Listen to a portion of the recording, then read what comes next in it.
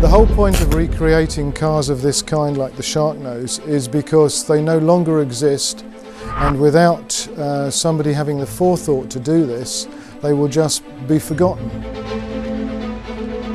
It belongs to that time, that period of racing, when racing was still exciting,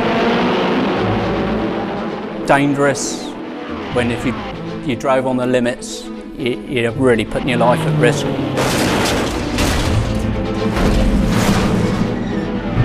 And the cars were so sexy, they're such nice shapes. If a project like this doesn't get you up in the morning, then nothing will.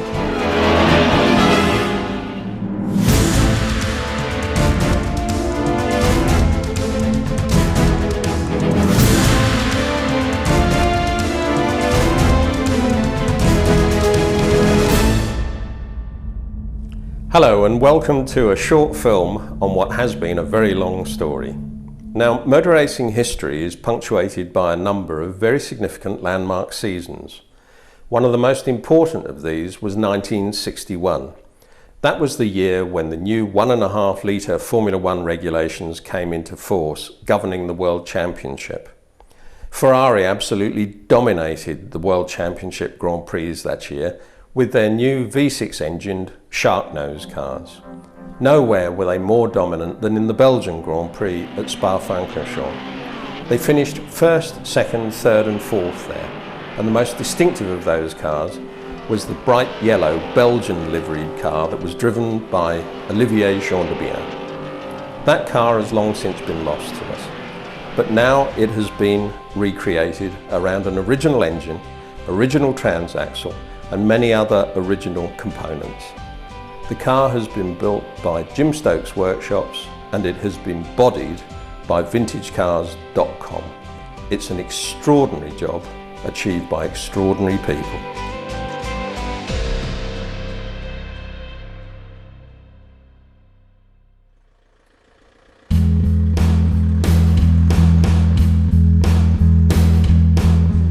At the end of 2003, after 2 years of research and collecting data, pictures and articles, Jim Stokes Workshops was commissioned to build the Sharknose. The very skilled employees there had recreated the D50 Lancia Ferrari cars in the previous years. Mike Mark was the key man on the project. His task was to study the Sharknose, design and draw every piece of the car down to the finest detail.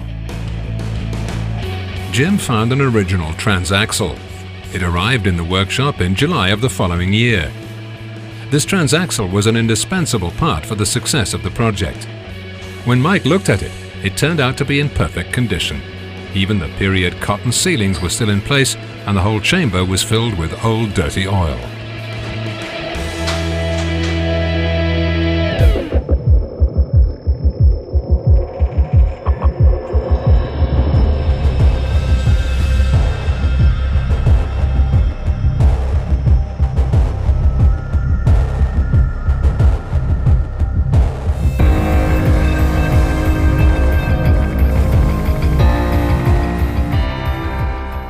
As we wanted to recreate the car with the V65 degree engine, we were very pleased to be able to borrow an existing pattern from a Ferrari 246 F1 car, which was also equipped with a V65 degree engine.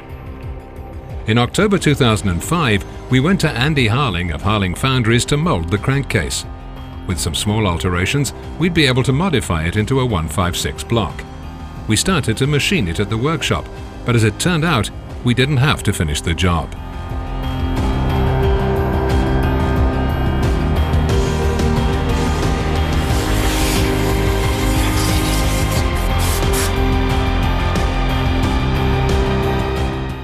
Bingo! By the end of 2005, an original block and heads were traced. Now we had the whole powertrain for our project. The block came from the Albert Obrist collection, which was auctioned in 1996 by Brooks at Goodwood.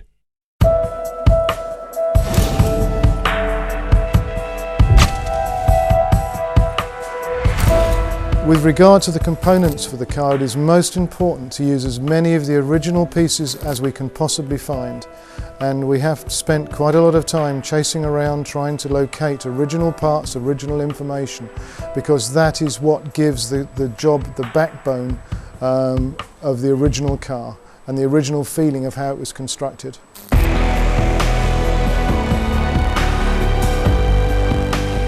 We went to EMP Tooling, where Alan Barker used laser welding to do some repairs on the original engine. This advanced technique is very useful for a job like this, as it avoids cracking and deforming the surrounding parts. Meanwhile, Mike had to make hundreds of drawings. Patterns had to be made, moulded and machined again. Each bolt had to be designed, with only the help of pictures, books and articles. Most people will never understand the struggle Mike had to go through. But he succeeded, and during the project, he became the world's #1 expert on the Ferrari 156 F1.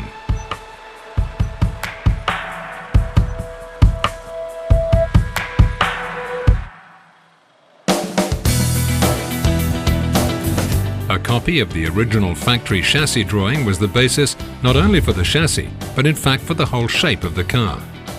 We're in February 2006, when Pete is using his great skills to weld the chassis according to the precise original measurements.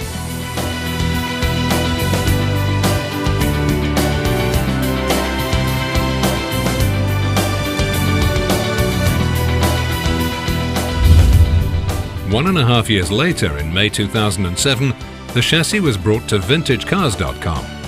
Gary Yates, who acquired his skills at Roach Manufacturing, had the difficult task of making the body.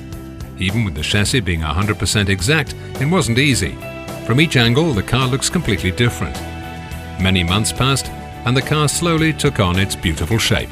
It is difficult to get the feel of the car right, not just every single nut and bolt and rivet in the right place, but get the actual spirit of the car right is tricky. So it lifts it more out of a photograph and turns it into a living thing. Captures that energy of the time.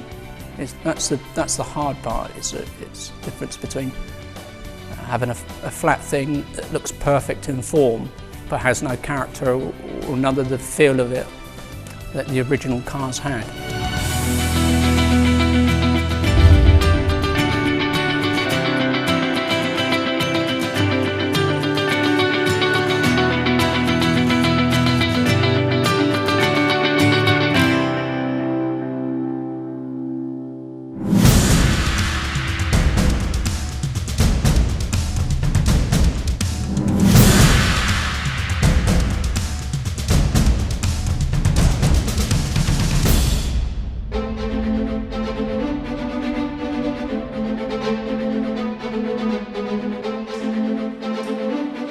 It's summer 2009 and the project is reaching its final stage.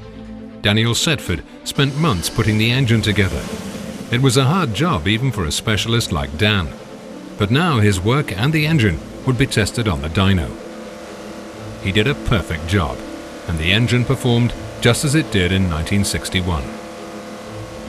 The engine, with a bore and stroke of 67 by 70 millimeters, reached a maximum of 9,500 RPM, and with 185 bhp, it can reach a speed of 240 kilometers per hour.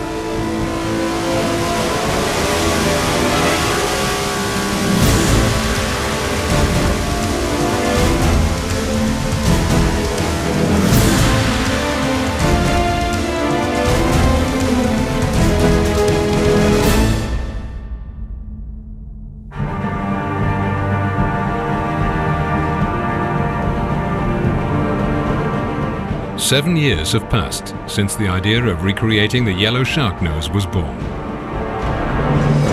The construction took more than 5 years and 9,000 hours of hard work, study and design. But now the project has come to an end and the Sharknose can finally return home.